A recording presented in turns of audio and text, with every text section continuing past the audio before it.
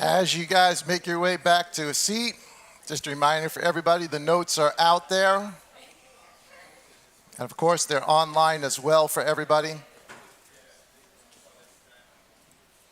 Thank you, everybody that's joining us online, whether you're watching this live or you're watching this recorded later on. Thank you for being part of LMC. We appreciate it.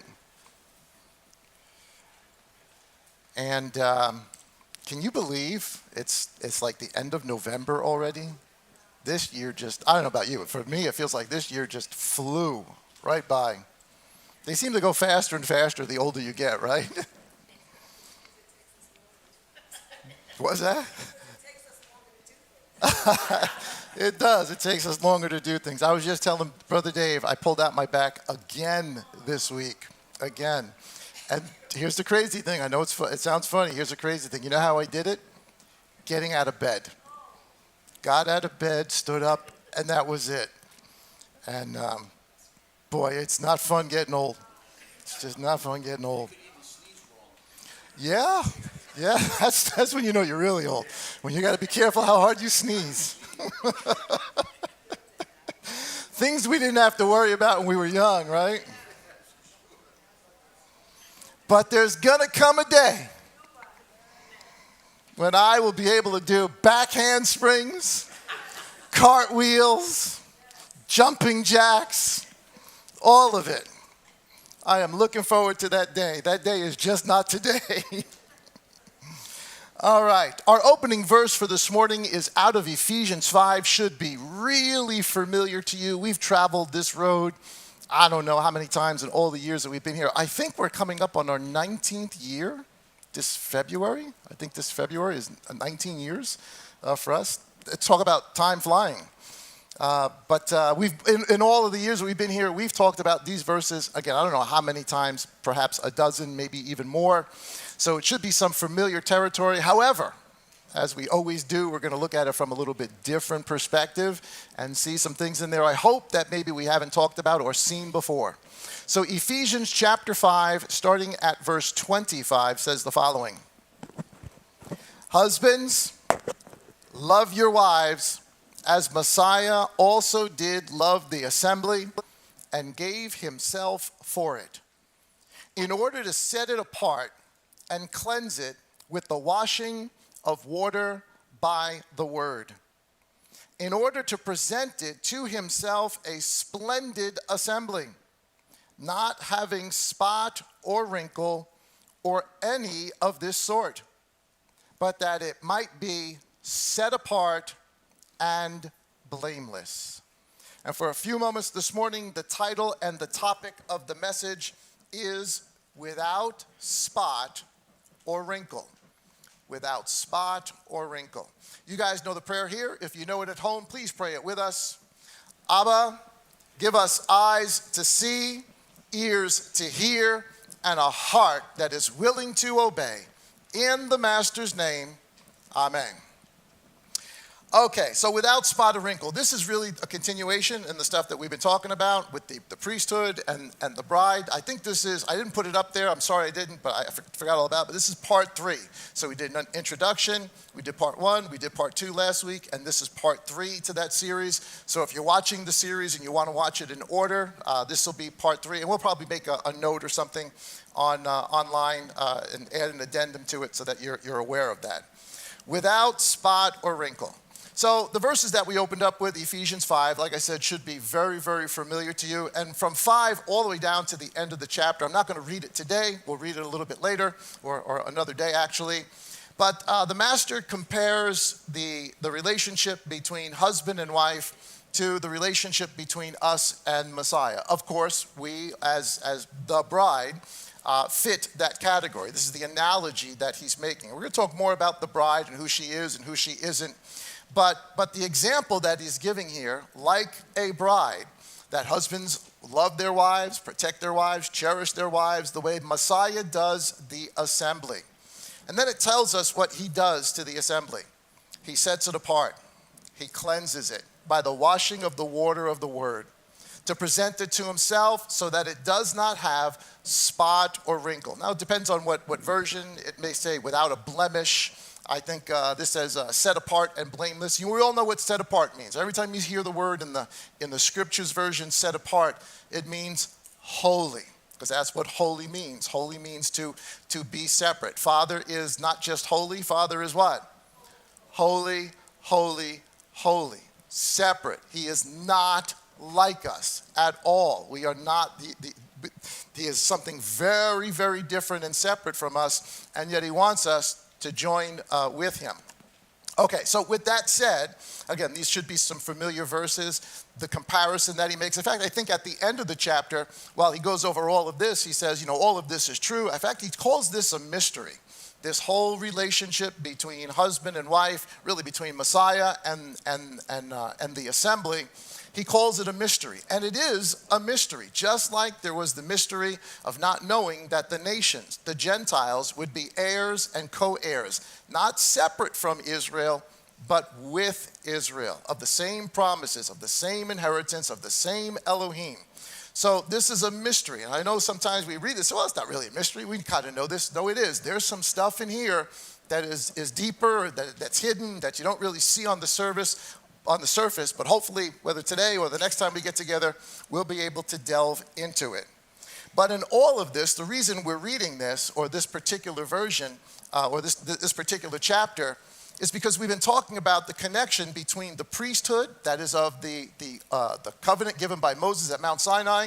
We're talking about the Levites, and of course Aaron and his sons. The Levites aren't priests, but they are called to service and set apart.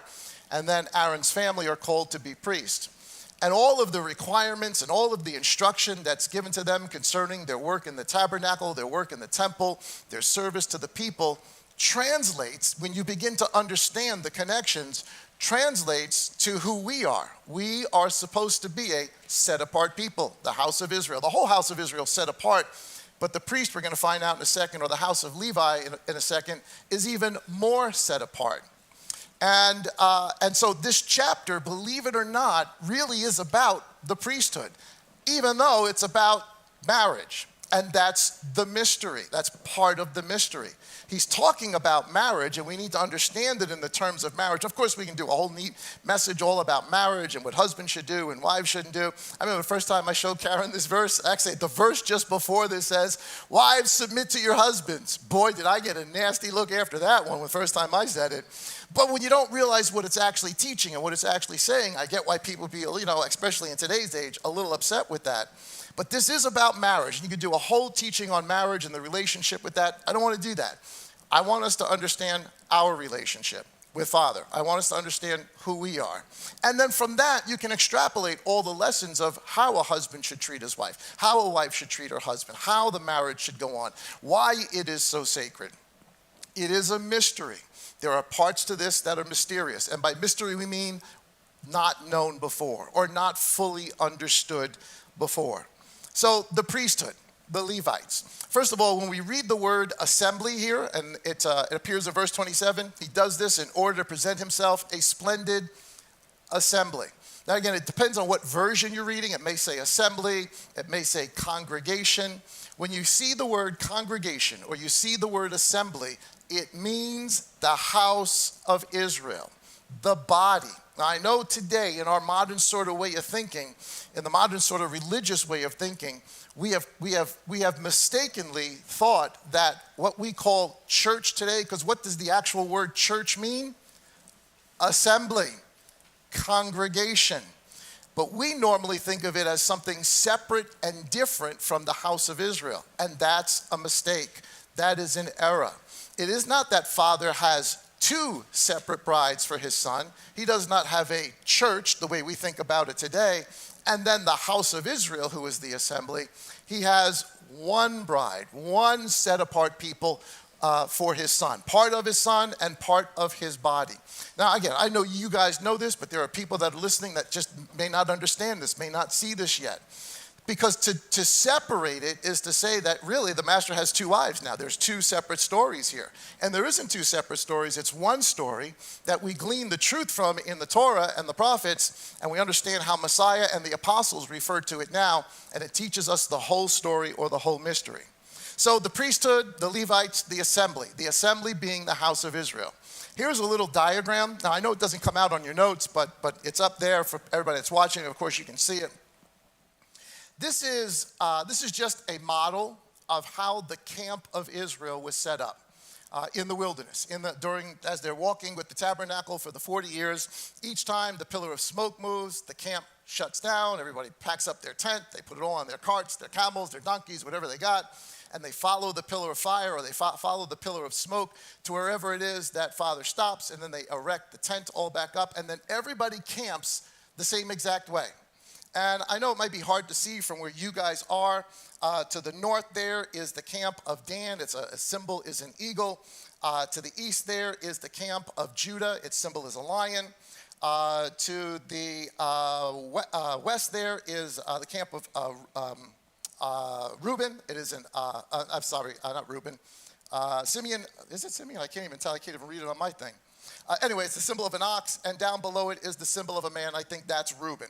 4 different camps, and in those camps, all the houses of Israel settled. So you got all the tents that are surrounding the entire perimeter of the tabernacle. That's one layer of holiness. Everybody in the house of Israel was called to be holy. Leviticus 19, when Father calls them on Mount Sinai, he calls them to be a holy and separate people, to be a kingdom of priests, a royal priesthood. So everybody in the house of Israel has a responsibility to be what? Holy, separate. But as you get closer and closer to the tabernacle, the level of holiness gets bigger. Because as you get closer to the tabernacle, the Levites are there. That is all of the tribe of Levite, and you can see on the notes there's 4 different families that camp around the actual tabernacle. So they're camping right outside the tabernacle. Outside of them are all the tribes of Israel. And then in the center of it is the actual tabernacle, the dwelling place. And it is only Aaron and his sons out of all of the Levites. While all of them serve the tabernacle in some way, while all of the Levites have a job to do, some to set up the tabernacle, some to carry the gold, some to carry the utensils. Everybody's got a different job. I think I talked about that a couple of weeks ago. It is Aaron and his sons, Levites, that serve as priests. So there is a level of holiness that the people who serve the temple, that is breaking down things, picking up things, that is moving things, that's packing everything up, there's a certain level of holiness they have to have and respect that's different from even the holiness and the responsibility of all the people around the tabernacle. So now we've got people that are holy all the way around the tabernacle, and then we've got people on the inside who have to not just be holy, but holy, holy. They have a different responsibility. And then you have Aaron and his sons. They serve in the tabernacle when it's erected. It is only Aaron who goes into that holy place, or the Holy of Holies, at the right time. But the other priests serve. They go in and out. They serve with the offerings. They do things that the Levites do not do. They also have a responsibility to be holy. And their responsibilities are even more than the other Levites who are holy, and even more than the whole assembly who is holy. So even in the setup of the approach to Abba, what do we have? Holy, holy, and holy. Those who approach have a different responsibility on them. Here's Numbers chapter 1 and verse 52. It says, "And the children of Israel shall pitch their tents, every one by his own camp, every one by his own matter, according to their divisions. But let the Levites camp around the dwelling place of the witness." So as I said, there's the outer rim. Now here's the Levites camping at the dwelling place of the witness, so that there be no wrath on the congregation of the children of Israel. Wait a minute, they have a huge responsibility. Part of their responsibility is that the wrath of Yah does not pour out on the rest of the camp on the outside in their service to the tabernacle. That their wrath of the congregation of the children of Israel. "And the Levites shall guard the duty of the dwelling place. And the children of Israel did according to all that Moses commanded Moses, all that commanded Moses, so they did. I want you to notice again, what does he do? He separates the Levites. He makes them separate from the rest of the camp. And again, you can see it on there. Here's a little bit better, I think, or maybe a little bit clearer visual concept for us to internalize here. 3 different rings, 3 different colors. I know it's in a different pattern in the previous one, but I'm just using circles here. The outer sort of orange-red circle are the 12 tribes. 3 to the north, south, east, and west. They encircle the entire tabernacle. They are holy people, or they are supposed to be holy people. Then you have the Levites encamped around the tabernacle. They, we just read, are to be separated, holy unto Father for the service of the tabernacle, and also even the protection of the congregation. And then in the center, that is the actual tabernacle, the ones who work there are the priests, the sons of Aaron. And they also are to be holy. And each group has a different responsibility to them. I think some of the things we sort of get mixed up today when we sort of read some of the commandments of the Torah. We read some of them, and some of them are kind of obscure, and you're reading, like, well, how do we actually do this? We do. They all mean something. But there's a responsibility that you have if you're a priest that's different from the responsibility you have as a Levite, that's different from the responsibility you have as just part of the house of Judah or just one of the other tribes. It was different for them. We need to, as we begin to really interpret and take those rules and those commandments and those instructions and bring them up to date as to who we are, we need to be mindful of this. Here's Numbers chapter 8 and verse 13. It says, and you shall have the Levites stand before Aaron and his sons, and then wave them a wave offering to Yahuwah. Thus you shall separate the Levites from among the assembly. Now I put assembly there. The yellow is me. That's sort of just me putting in my thoughts. It's not a translation. It's just me putting in my thoughts. Separate them from among the children of Israel. But I put in there from among the assembly. Because the whole thing is called what? The assembly, or the church, or the congregation, or, and this is really important, the body. All of them together are the body of believers. But here it says, separate the Levites from among the children of Israel, and the Levites shall be mine. So the Levites were separate, holy, different from the rest of the children of Israel. And of course, Aaron and his sons even more so. All right, we can get into all of that, the details of that. I don't want to do that because I want to go somewhere else. Here is some information on the priests and some of the things. We don't have time to go through everything. This is going to take a while to get all the way through. But this is in connection with what we just read in Ephesians 5. And I want you to see the correlation, the connection between what we just read in Ephesians 5 concerning the assembly, concerning the bride, and the priests in the day of Aaron, in the day of Moses, and beyond. Here's Exodus chapter 40 and verse 30. It says, and when it says he, it means Moses. Moses put a basin between the tent of appointment and the slaughter place, and he put water therein for washing. So what are we talking about here? From a tabernacle perspective, what basin are we talking about? The laver, the bronze laver. It's in between the slaughter place and the actual tent of meeting. So you've got the altar. You walk into the tent. You walk through the gate. You walk up to the altar where all the sacrifices are done. Beyond that, in between that place and the actual tabernacle, is a laver. Literally a big basin, a big bowl of water. And then, of course, you make your way into the tabernacle, and there's other pieces of furniture in there. So it says, and he, Moses, put a basin between the tent of appointment and the slaughter place, and he put water therein for what? Washing. This has a direct correlation to what we just read in Ephesians 5. And Moses and Aaron and his sons washed their hands and their feet with water from it. And they went into the tent of appointment. And as they came near the slaughter place, they would wash as Yahuwah had commanded Moshe. So each time they entered in, each time they came in to make their way into the tent, to make their way into their service, what did they have to do? Wash. Now it says they washed their hands, but you can't wash your feet without getting your hands wet. So they're taking the water, they're washing themselves. Now, what is this not? They're taking a wash, but they're not taking a what? They're not taking baths here, right? It's not these guys, they're not jumping in the laver and just, hanging out in it. They're using it to wash themselves. Fast forward with me now, a couple of thousand years, or 15, 16, 1700 years, not even 1700, 15, 1600 years later, John chapter 13.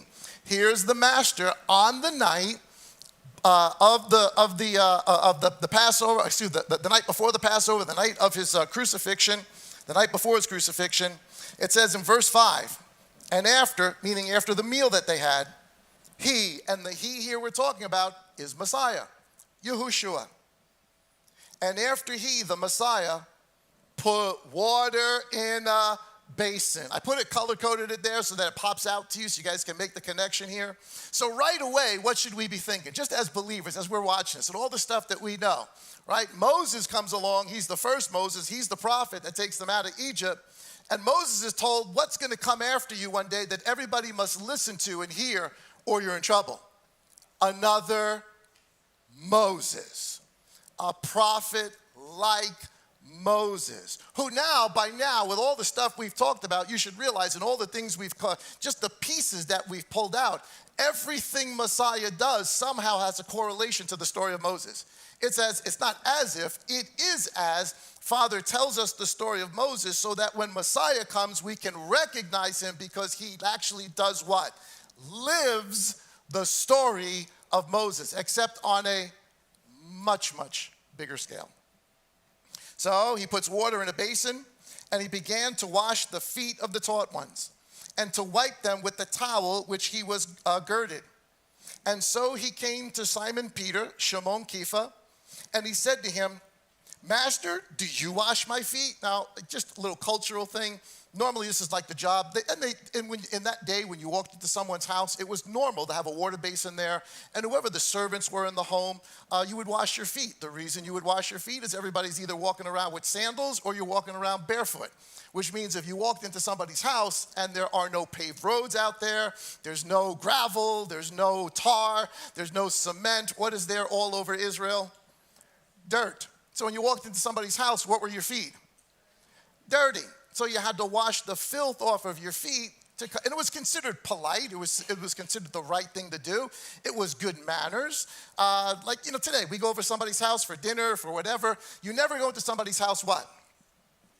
Empty-handed. That's something Grandma Sandy, Mom Sandy always taught us. You never go into somebody's house empty-handed. Always bring something. That's just considered manners. This would be considered manners, except this is the job of a servant.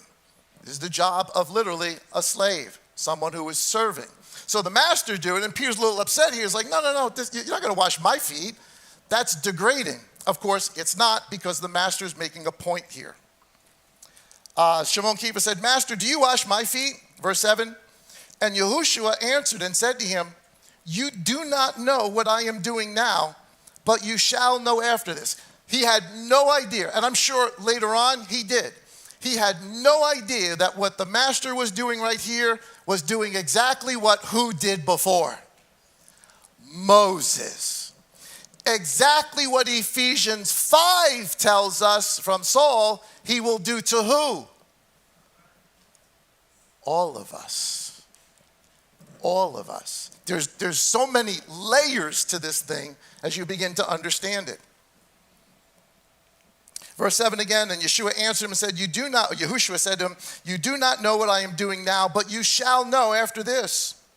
Kepha said to him, by no means shall you wash my feet ever. Yahushua answered, really important. We're going to look at this again. If I do not wash you, you have no part with me. Very important. Keep that in the back of your mind for a second. We're going to get back to that in a moment. So, you know the old saying, if a little's good, then what? then more is better. Now, that's not always true, right? That's definitely not always true. Sometimes I guess it is, but that's not always true. A little may be perfect, and getting more is probably, it could also be a really bad thing.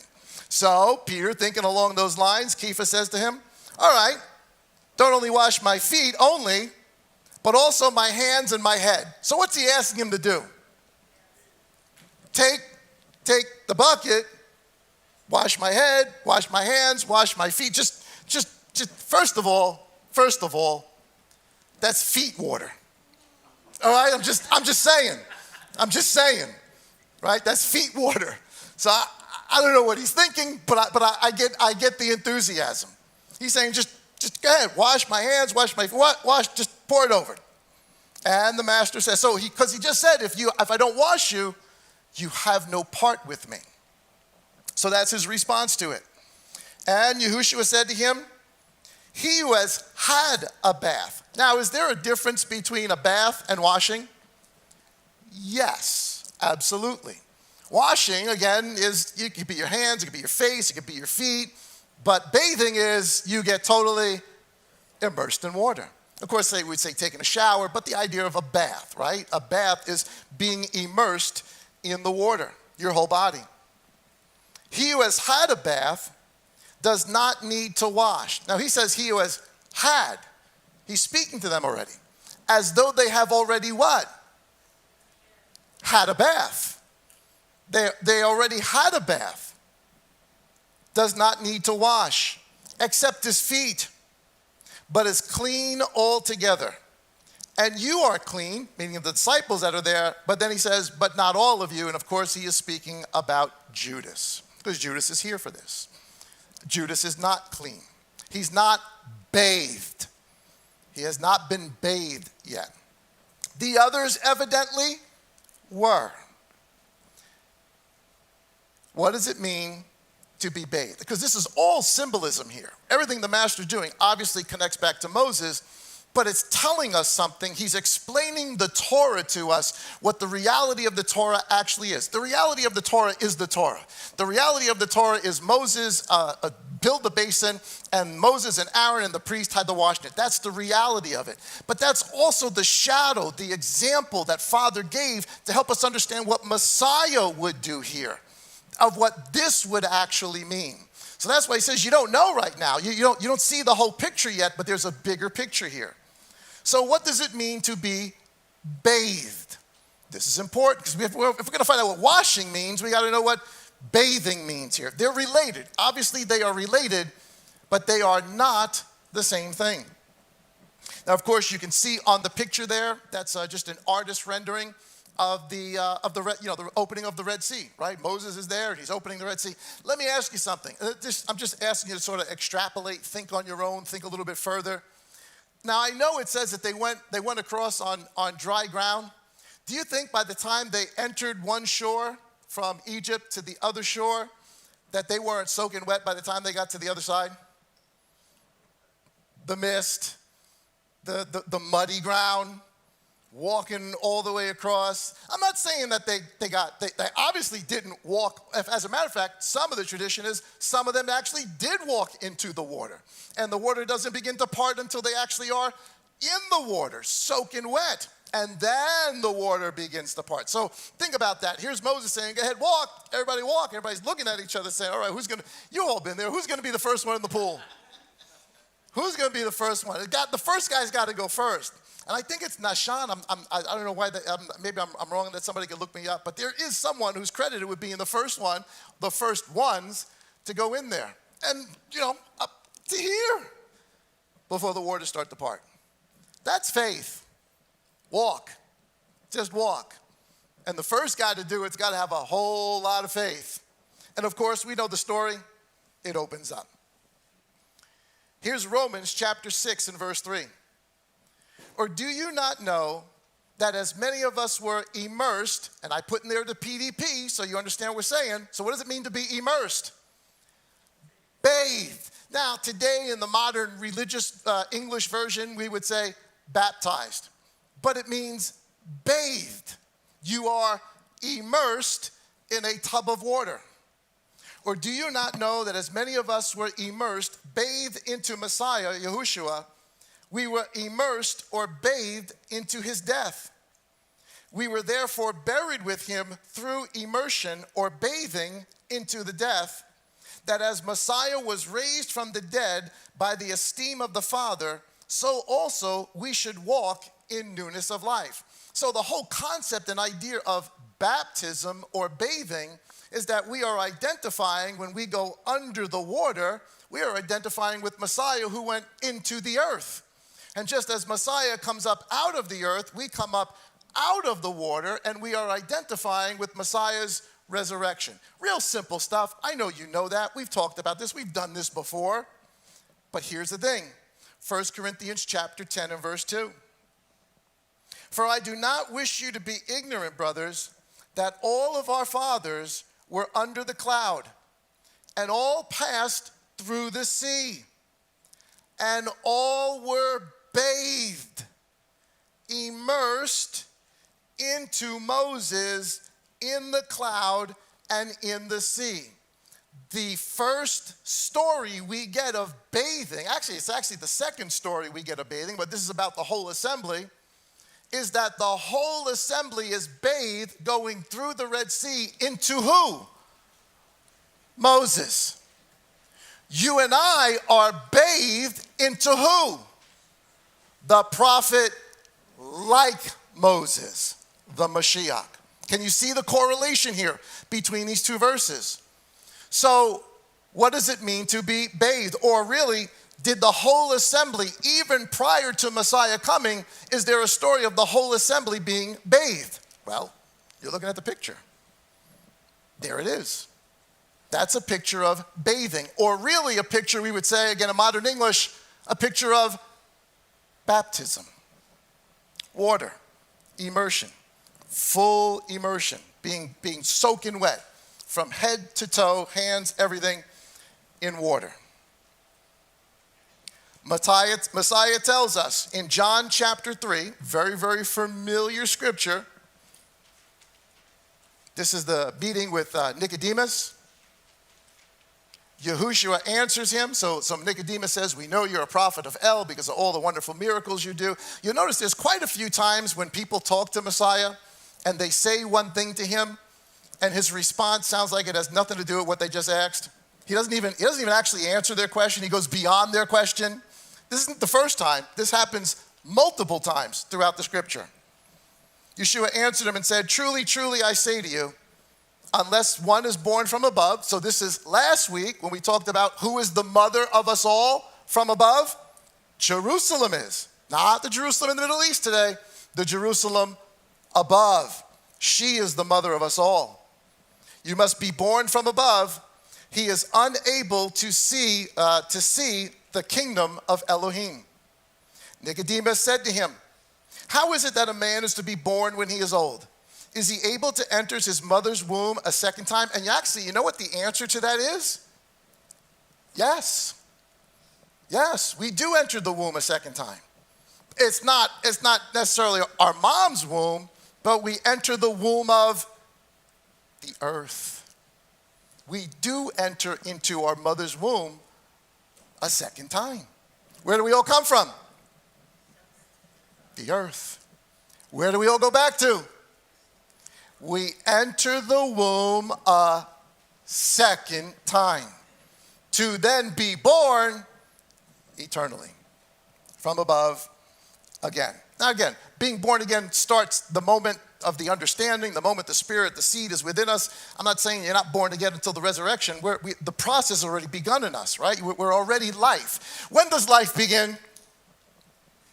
Soon as the little sperm touches the egg. There's a wonderful, wonderful video online. You can check this out if you just look it up. I think it's the light of conception, and it actually a high resolution camera is watching an egg being fertilized by a sperm, and as soon as the sperm breaks the barrier of the egg, there's this release of light.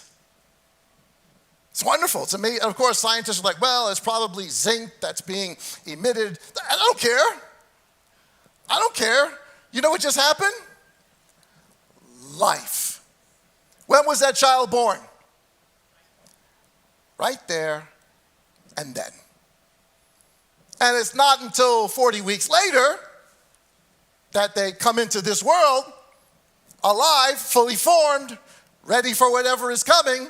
Or really not. We're going to take care of them for like the next 18, 19, 20, 30 years. But did I say that out loud? I'm sorry. But you know, when does life begin? Right then and there. When did your life begin? When were you born? The moment the Spirit of Elohim penetrated your heart. And there was light. You began to see. You began to understand. But are you fully formed? Nope. Nope. None of us. We're in the process of it, though we're not fully formed yet. So anyway, that's born again. He goes on to say, is he able to enter his mother's womb a second time and be born? Yahushua answered, truly, truly, I say to you, unless one is born of water, and I put the PDP there just to make the connection, bathed. Unless one is bathed of the water and of the Spirit, that is the breath of life, or the thing that brings that spark of light, he is unable to enter into the reign of Elohim. So without this experience, without this thing, you don't see, you don't enter. Without the experience from the mother above, that is Jerusalem above, in her womb a second time, through the Spirit touching us, but also through water. And every birth there is on the planet starts where? In water. Every birth starts in water. All of it. And it also ends coming into from water. We are all birthed from water. Here's 1 Peter chapter 2. Another analogy of what baptism is. So he's talking about baptism here. See, but we think of it in sort of a modern religious doctrinal way. We say, oh, you must be baptized. You absolutely have to. You got to go through whatever the ceremony is. And you should. You have to. You have to go through the water. But not because you're keeping a ceremony, but because we are identifying with what when we do that? Messiah going into the womb for the second time. Messiah being broken up from the womb a second time. As Messiah did, I lay in the water to identify with that. I'm making a proclamation to the world. I am dying and going into the womb of the earth, and I will rise just like he did. That's the story. That's the bigger picture here, and all this has to do with bathing. So here's another analogy outside of the house of Israel going through the wilderness, going through the Red Sea.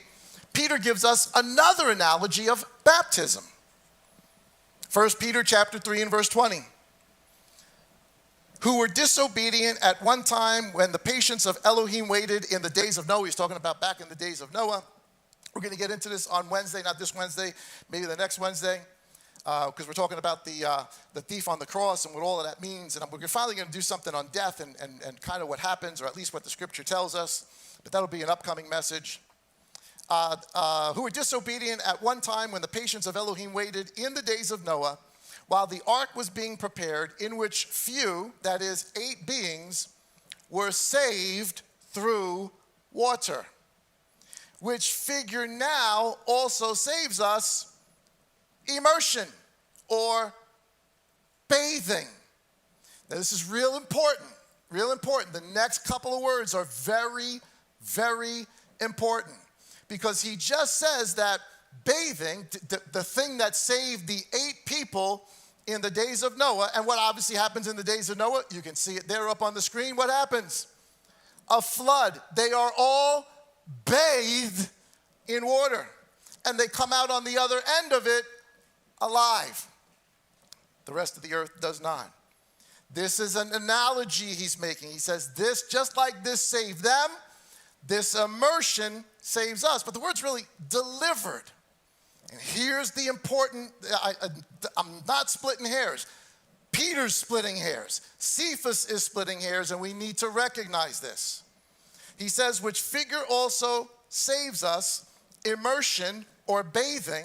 So you cannot see the kingdom of Elohim if you are not born of the water and of the Spirit. Which figure saves us? Immersion bathing. Now I got it there in orange. Bathing, baptism, immersion is not the putting away of the filth of the flesh. Hold on a second. That's what we're told. Everything's done. I'm clean. I'm right. No, you're not. No, you're not. In a bath, yeah, I hope you really are. When you go in the water, you come up clean. But these are analogies he's making. He says this thing that saves us is not a putting away of the filth of the flesh. But what it is, what going into water baptism and laying down in it and coming back up, what it is an answer of good conscience toward Elohim. Meaning this, we who were not in right standing with Father, guilty of sin, and the wage of sin is death. When we identify with the Mashiach and we go down in the water and we come up and that Spirit has penetrated us and light begins in us and the process begins in us, there's still a lot of filth in us, isn't there? You still got to start changing the way you talk. You got to start changing the way you think. You got to start changing the things you watch, the things you listen to, how you respond to people, how you are on the road when you drive and somebody cuts you off, right? All of that's still filth. But what happens at that moment is we are justified. We are made right before his eyes. Even though we still got a lot of filth on us, we are made right in his eyes.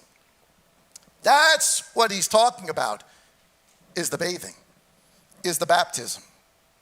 An answer of good conscience toward Elohim through the resurrection of Yahushua Messiah. So here's another biblical Genesis to Malachi example of what Messiah comes to do and what Saul later on tells us.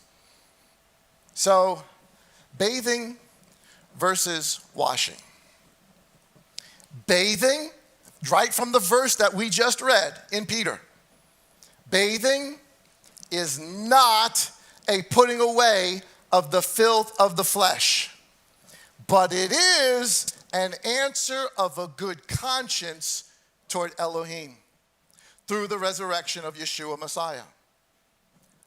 Washing, whether it is the bride in Ephesians 5 or the priest in some of the verses we've looked at and some of the verses we'll look at in a second, that is the putting away of the filth of the flesh. Chapter 5, verse 25, husbands, love your wives as Messiah also did love the assembly and gave himself for it in order to set it apart and cleanse it with the washing of the water of the word. And by word, it means the Torah, the instruction, the commandments. So what does the commandments, the instruction, the Torah do as Messiah explains it to us? It helps wash the filth from our lives. What does baptism do? It is the profession of a good conscience toward Elohim. In order to present himself a splendid assembly, not having spot or wrinkle, or in other words, the filth of the flesh, but that it might be set apart and blameless. So is there a difference between bathing and washing? Yes, absolutely. There's a difference between bathing and washing, which is why the master says, go all the way back to John chapter 13. I know it says 3, it's just a typo. John chapter 13, verse 10, it says, Yeshua said to him, he who has had a bath, who has been immersed in the death and resurrection, he who has already been born of the water, does not need to wash. In other words, doesn't need to do that to be made right before Elohim, except his feet. So you do need to wash, even after you're bathed. Why? Because that puts away the filth of the flesh. The stuff you get on your feet, as you walk through the dirt, but is clean, bathed already, in right standing before Elohim altogether. So of all the apostles that are standing before him on that day after the supper, 11 of them are what? Bathed. They get it. They understand. They realize who he is. They may not understand the whole thing yet, but they are now have a good conscience toward who? Elohim. But what do they now need? To be washed. Except one of them is not even bathed. Of course, Judas. John chapter 13, verse 8, so it makes sense. How important is this washing? Kepha said to him, by no means shall you wash my feet ever. Yahushua answered him, if I do not wash you through the word, through the instruction, through the commandments, you have no part with me. See, now this goes all the way back to the story of the thief on the cross, right? And we've been talking about this on Wednesdays. Did this thief on the cross have an opportunity to walk after he understands? No, he was just bathed. And he'll give an account for all the things he did as is. What he did not have an opportunity to do is to get rid of the filth. Why? Because he died. He died on that cross. You and I, and so is there an opportunity? Is there the possibility of what everybody talks about as a deathbed conversion? Is there the possibility of that? Of course there's a possibility of that. Don't count on it though. Don't mess with that. Don't wait till that last second. Don't do it. Don't do it. It's no bueno. Don't do that because you don't know how the end is coming.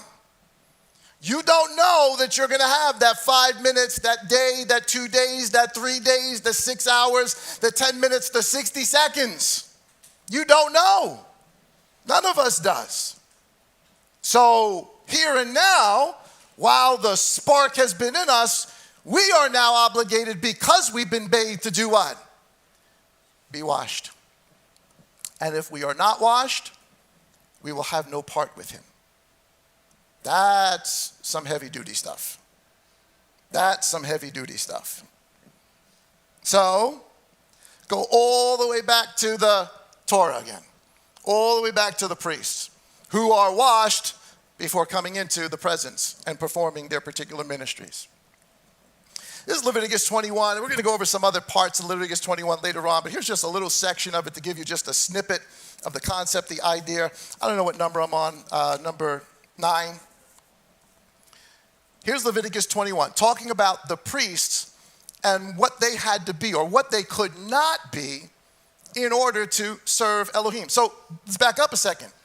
Are these priests bathed? Yes. They all went through the water and were baptized or bathed into Moses. The whole house did. All of them did. So were they bathed? Yes. But in order for them to serve in his tabernacle, they still had to be what? Washed. To do the service, they still had to, and there are similar requirements that go out throughout the house of Israel. When you come to the temple, you had to be washed. You had to wash yourselves before you came. Leviticus 21, verse 16. It says, and Yahuwah spoke to Moses, saying, speak to Aaron, saying, no man of your offspring throughout their generations who has any defect. Now I put the PDP version in there so you make the connection. No priest, no servant of it, no son of Aaron who has any spot or wrinkle, which is what Messiah is trying to get out of us in Ephesians 5. Every spot and wrinkle with what? The washing of the water of the word. Throughout their generations who has any defect is to draw near to bring the bread of his Elohim. For any man who has a defect, filth of the flesh, just going right back to what we read in Peter. I'm just sticking it in there so you can get the idea. For any man who has a defect is not to draw near. A man blind or one lame, disfigured or deformed, a man who has a broken foot or a broken hand, or is hunchback or a dwarf, or a man who has a defect in his eye, or eczema, or a scab, or is a eunuch. No man among the offspring of Aaron the priest who has a, again, PDP, spot or wrinkle or filth of the flesh, a defect, is to come near to bring the offerings made by fire to Yah. He has a defect. He does not come near to bring the bread of his Elohim. So you couldn't even bring offerings, even if you were a son of Aaron, if you had these physical defects. Again, what are they? These are a type. This is Father giving us an example. This is real. This is really the requirement. But we have to understand it as a type, as a shadow, a Father trying to tell us something much, much bigger with Messiah. So what are spots and defects to us? Well, it's got nothing to do with a broken hand. It's got nothing to do if you're hunchback. It's got nothing to do if you've got eczema. Those are types. Those are shadows. Those are explanations. And each one of them we could probably delve into and find out more about what it really means. We just don't have the time. But let's go back to Ephesians chapter 5. Because before the verses we opened up with, which is verse 23, 24, 25, husbands, love your wives, just as Messiah loved the assembly, gave himself for it, that he might wash her with the water of the word, so that she would not have spot or wrinkle or any blemish. So if Father wanted the priest to not have any spot, wrinkle, or blemish so that they could bring offering before Elohim, why does Messiah not want us to have any spot, wrinkle, or blemish? So that we could be the offering before Father. So that we could eat of the bread of Elohim. There's the parallel. You got it one in type. You have now Messiah explaining it to all of us. How all of us fit in this thing. Ephesians chapter 5. We're going to read right through some of Ephesians 5 because what Saul does, because Saul's really good, he actually explained all of this before he told us, husbands, love your wives. He told us what it means to be blameless and spotless. And I don't have time to go through every single one of these. We'll do it as we go through this. I'm going to go through a couple of them. But listen carefully to what Saul says in Ephesians chapter 1. I think it's from 1 to verse 20. Ephesians chapter 5, verse 1. Become then imitators of Elohim as beloved children. Act like Elohim. What is Elohim? Holy, holy, holy. We are to be what? Separate. Holy. Become then imitators of Elohim as beloved children, and walk in love, as Messiah also has loved us, and gave himself for us a gift and an offering to Elohim for a sweet-smelling fragrance. So Messiah had no spot and blemish on him. How do we know? He was able to give himself as a offering. No priest shall approach Elohim with any spot or defect. And he did. A gift to Elohim for a sweet-smelling fragrance. Verse 3. But whoring, now there's the actual physical whoring, but I think there's a spiritual aspect to this too, but we'll get to that. And all uncleanness. So whoring is uncleanness. There's a lot of other things that are uncleanness. We just don't have time to get into all of them for tonight, for this morning. But understand, there's lots of different things that are uncleanness.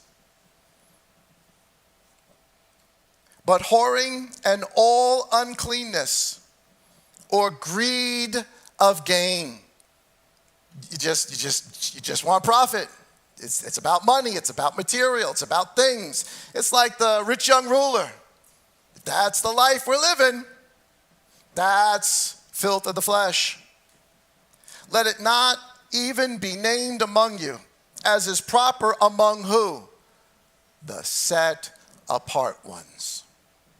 Neither filthiness, we'll get into what all of that might mean, nor foolish talking, meaning saying things that are just dumb, I don't mean dumb like, dumb like it's ignorant, dumb like you're saying something that you know is wrong and you're putting it out there as right anyway. That's dumb. That's foolish. Nor foolish talking or talking thinking you know something when you don't. Nor coarse jesting. That doesn't mean you don't rank on people, because me and my family, that's how we show love. Come to our dinner table and we rank on each other. We make fun of each other. That's how we've always done it, but we all love each other. That's not what he's talking about. He's talking about saying something nasty about somebody, something that tears down somebody, something that hits them in the heart. Remember the old saying, sticks and stones will break my bones, but names will never hurt me? Hogwash. Names hurt. Sticks and stones hurt too, but names hurt. Things we say hurt, which is why the Master tells us we will all give an account for what? Every idle word spoken. OMG. Nor coarse jesting, which are not fitting, but rather thanksgiving. For this you know that no one who whores, back to the whole whoring thing, we talk about, just look at our culture, look at what's going on all around us, look at what we're teaching our kids, look at what's legal in school, look at what we're telling doctors to do to our kids, look at the medications we're giving our kids, look at what's on TV, look what's on Instagram, look at what's on TikTok, look what's on YouTube. It's everywhere, it's on every commercial, it's in every show. For this you know that no one who whores, nor unclean one, again, a bigger topic, nor greedy of gain, who is an idolater.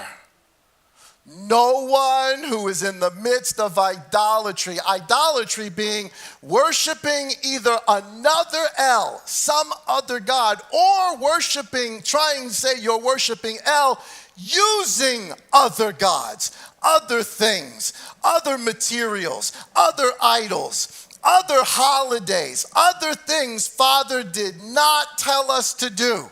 If we think we can come to Elohim in holidays and things and traditions that he told us not to do, that are absolutely connected with the pagan system of the entire world, we are fooling ourselves. That is idolatry. That is filth of the flesh. And listen, there's a time where we're all walking through it, right? We've all been there. We're all going through the darkness.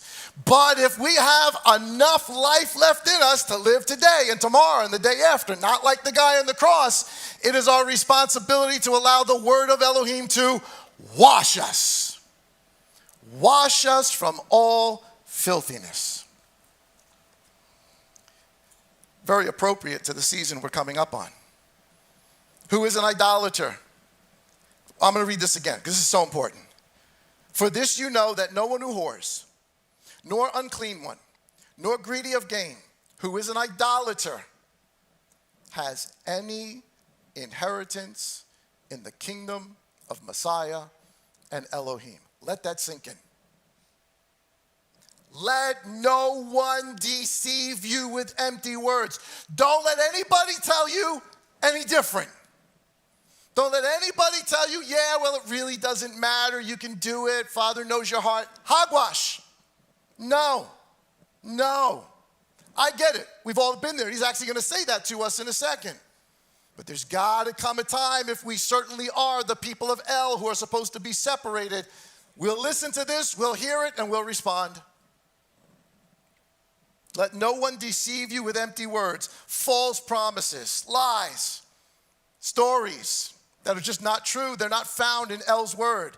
Yeah, but our church fathers told us we could do this. The people of the 2nd, 3rd, 4th, 5th century said we could do this. If it's not found in Father's word, don't do it. Simple as that. For because of these, the wrath of Elohim comes upon the sons of disobedience. Therefore, do not become partakers with them. Let that sink in for a second. Here it is, verse 8. For you were once darkness, but now you are what?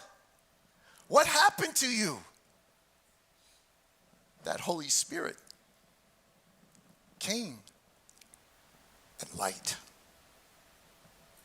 Light. For you were once darkness, but now you are light in the Master. Walk as children of light. For the fruit of the Spirit is in all goodness and righteousness and truth, proving what is well-pleasing, what Father's will is to the master, meaning proving it in your life, doing it. Verse 11, it's also, I think, tile 11.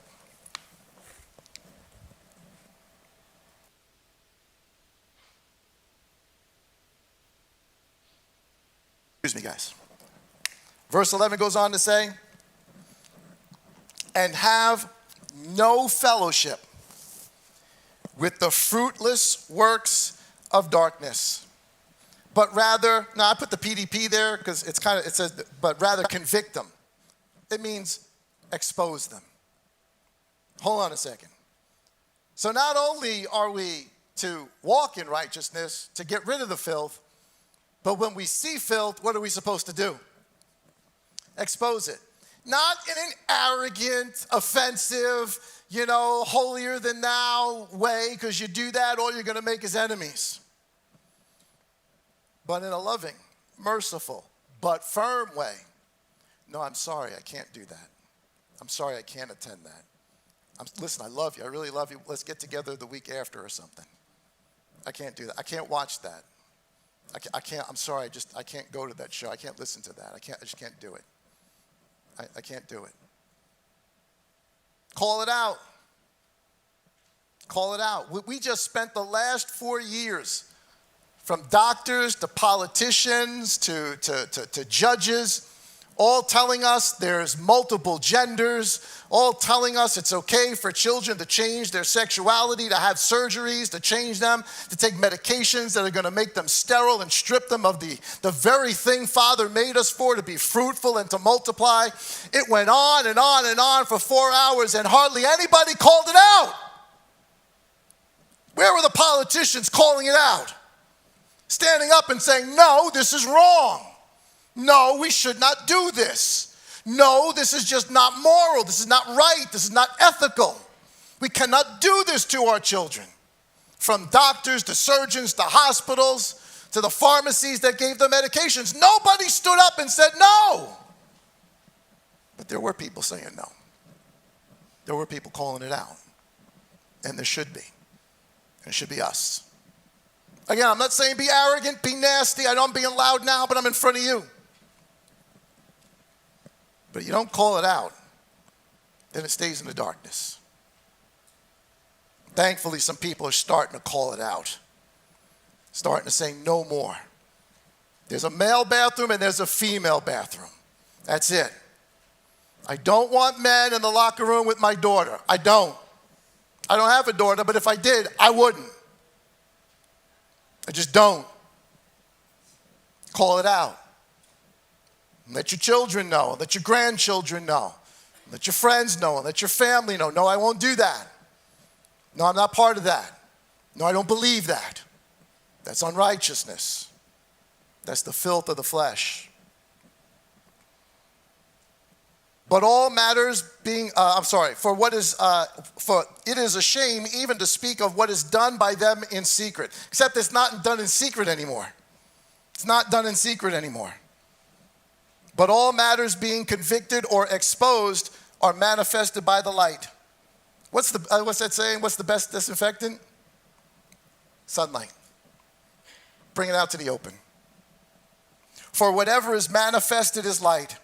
That is why he says, wake up, you who sleep, and arise from the dead, and Messiah shall shine in you. See then that you walk exactly, meaning circumspectly, meaning perfectly, meaning trying to walk without spot or blemish. Not as unwise. What is an unwise person? 2 houses, one builder's wise, the other one is foolish. One builds his house on the instruction of the word, on a rock, obeys. Not as unwise, the one who does not obey, who builds his house on sand.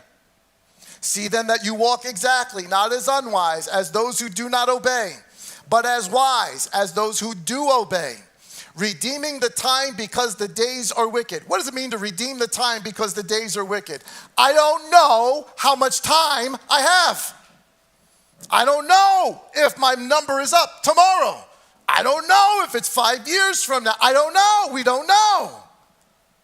So don't wait to the last moment. Do it now. Walk now. Pursue now. For the days are wicked. So then, do not be foolish, disobedient, but understand, learn what the desire, the will of Father is, the truth, the word. And do not be drunk with wine, which is loose behavior. Now, we'll get into all of this, but what he's saying is not what happens. Have you ever met somebody who's drunk? What's the one thing you could say about somebody who's drunk? They're going to say something or they're going to do something that's going to get them in a lot of trouble. Point blank. You're not yourself. You start saying all sorts of dumb things. That's what he's talking about. Don't be drunk with wine. Don't be in behavior that you're going to wind up regretting later on. Don't do foolish things. Rather be filled with the Spirit, understanding what Father's will is. Speaking, talking of, to each other in psalms and songs of praise. You know, I find it amazing. I've gotten this so many times throughout my life. I've actually had people come up to me, believers, people come up to me and say, don't you talk about anything else? Every time we talk, no matter what it is, politics or sport, you always somehow talk about God. Yes! Yes! Sue me! Yes! That is the most important thing in my life. I've had people say, don't you, or want to talk about but not for more than 30 seconds. What? Every time I get together, especially with other believers who feel the same way, we can't shut up. We just start solving all the world's problems at one point, putting Yah's word into it. We got the whole thing figured out last week, sitting down at a table with 6, 7 men. We figured out the whole alien conspiracy, right? We figured the whole thing out talking about Yah. I know it's silly, but you had to be there. I don't understand not wanting to talk about Father. I don't get it. How can you call yourself a believer and when you get together, especially with other believers, I do this when I'm not with believers, but with believers, how do you not share something about Abba? How do you not talk? To each other in psalms and songs of praise and spiritual songs, singing and striking the strings in your heart to the Master. Giving thanks always for all to Elohim the Father, in the name of the Master Yahushua Mashiach, subjecting, humbling, not being arrogant or conceited, subjecting yourselves to each other. That is to other believers in the fear of Elohim. The next verse is, wives, subject yourselves to your husbands. Husbands, love your wives. Then all the verses we just talked about. So what did Saul do before he ever went into what it means, what spotless and blameless and washed with the word? What did he just lay out for us in these first verses? What it means to be walking filthy in the flesh. No different than Leviticus that we just read. Because if this is how we stay, if we think we can do this and not be washed, then you have no part with him. Let that sink in. Let that sink in. This is big stuff. This is the story, and then there's the story. And we're all living the story. So let Abba wash you. Let the Master wash you. Learn, bit by bit, little by little, day by day. And while it's today, learn something. Share with someone. Talk with something. Call out those things that are unrighteous. Get them out of your life. Be careful what you watch. Be careful what you listen to. Be careful what you put inside, because it'll affect the heart. Be careful of all of those things, because I want to be able to present myself and you as a sweet smelling offering before Abba, acceptable in his sight, which is our reasonable service. That is Abba's word for you.